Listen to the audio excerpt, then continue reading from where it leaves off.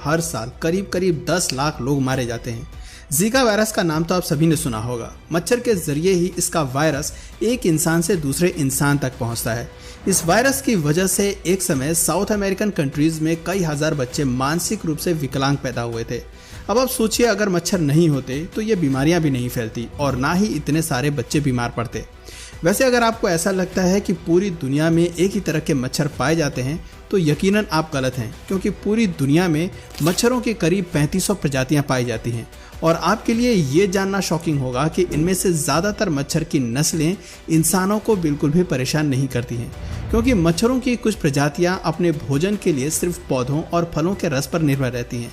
और रही बात इंसान के खून पीने की, तो आपको बता दें कि मच्छरों की केवल 6% प्रजातियां ही इंसानों का खून पीती हैं, और वो भी सिर्फ मादा मच्छर ही हम इंसानों का खून पीती हैं। नर मच्छर ना तो हमें काटते हैं और ना ही वो बीमारियां फैलाते हैं। ये दोनों ही काम मादा मच्छरों का होता है। वैसे हमें काटकर हमारा खून चूसना मादा मच्छरों की मजबूरी होती है। बिना खून पिए ये अंडे नहीं दे सकती हैं, इसलिए अपने अंडों के विकास के लिए मादा मच्छर हमें काटती हैं। एक्चुअली होता यह है कि जब कोई मादा मच्छर अंडे देने लायक होती है तो उनके न्यूट्रिशंस के लिए फूलों का रस सफिशिएंट नहीं रहता है। ऐसे समय में उन्हें अपने भोजन में प्रोटीन और फैट की भी जरूरत होती है, और ये प्रोटीन और फैट उन्हें उन जीवों के खूनों से मिलता है जिसे ये काटकर उनका खून चूसती हैं। वैसे इंसानों का खून पीने वाली इन 6% प्रजातियों में से भी केवल 50% मादाएं ही अपने अंदर बीमारियों के वायरस लिए फिरती हैं। यानी कुल मिलाकर मच्छरों की केवल 100 नस्लें ही ऐसी हैं जो इंसानों के लिए नुकसानदेह हैं और जिनका इंसानियत पर बहुत ही भयानक असर पड़ता है। वैसे अगर मच्छरों की प्रजातियों में सबसे खतरनाक मच्छरों की बात करें तो इनमें 3 तरह के मच्छर आते हैं: Aedes aegypti, Aedes albopictus, Anopheles gambiae. दोस्तों, इन तीनों में सबसे खतरनाक मच्छर एनोफिलीज गैम्बाई होते हैं, जिन्हें मेनली मलेरिया फैलाने वाले मच्छरों के रूप में जाना जाता है। ये मच्छर आमतौर पर ऐसे एरिया में पनपते हैं जहां पानी जमा रहता है या दलदली भूमि अधिक होती है।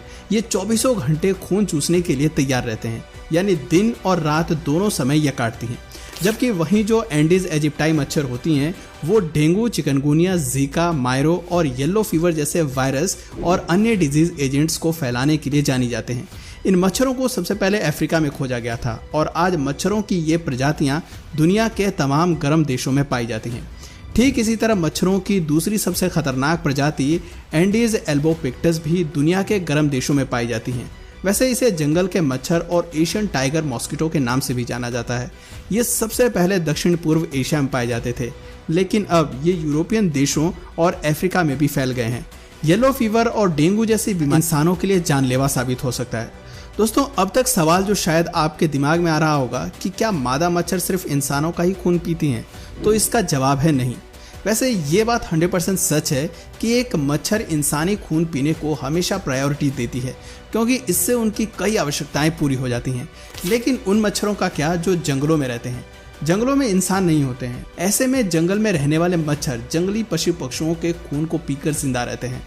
कुछ जंगली मच्छर ऐसे भी होते हैं जो सिर्फ और सिर्फ जंगली पक्षियों का ही खून पीते हैं। पक्षियों में जो जीका वायरस और बर्ड फ्लू जैसे वायरस पनपते हैं, उसे इंसानों तक पहुंचाने का सबसे बड़ा कारण मच्छर ही हैं। इसके अलावा मच्छर गिरगिट, कुत्ते, बिल्लियां, सांप, खरगोश, मेंढक, गिलहरी जैसे छोटे छोटे जीवों को भी काटते रहते हैं। यही नहीं, मच्छर कुछ बड़े जीवों जैसे कि गाय, घोड़ा, कंगारू और बाकी प्राइमेट्स को भी अपना शिकार बनाते हैं। दोस्तों, शायद आपने कभी नोटिस किया हो, जब हम शाम के समय किसी पार्क वगैरह या कहीं खुली जगह में बैठे होते हैं तो हमारे सिर के ऊपर मच्छर मंडराने लगते हैं। हालांकि सिर पर मच्छर मंडराने के पीछे का फैक्ट यहाँ पर बहुत कम लोगों को पता होगा। दरअसल जब हम इंसान सांस लेते हैं तो हम कार्बन डाइऑक्साइड गैस रिलीज करते हैं और मच्छरों को कार्बन डाइऑक्साइड गैस की गंध बहुत ज़्यादा पसंद होती है। यही वजह है कि खुली जगहों में मच्छरों को 10 मीटर दूर से ही इंसानों के आसपास होने का पता चल जाता है और ये कार्बन डाइऑक्साइड गैस से अट्रैक्ट होकर हमारे सिर के ऊपर मंडराने लगते हैं। इसके अलावा सिर के ऊपर मच्छर मंडराने की दूसरी वजह हमारा पसीना भी होता है। पसीने में पाए जाने वाले ऑक्टेनॉल नाम के केमिकल से अट्रैक्ट होकर भी मच्छर सिर के ऊपर मंडराने लगते हैं।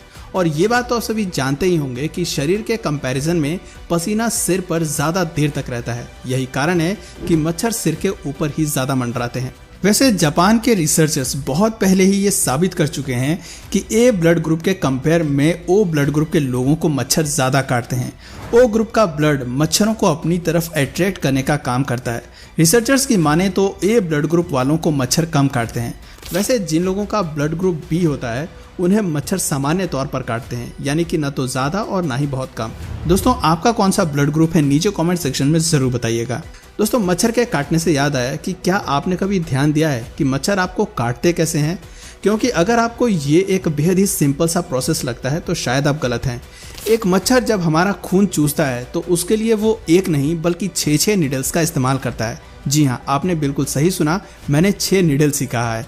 एक्चुअली मच्छर का मुंह यानी कि उसका डंक, जिसे प्रोबॉस्किस कहा जाता है, वो सिर्फ एक छोटा सा स्पीयर नहीं है, बल्कि ये 6 प्रकार की पतले नीडल्स से मिलकर बना है, जो कि एक आवरण से ढका होता है, जिस वजह से हमें ये दिखाई नहीं देती।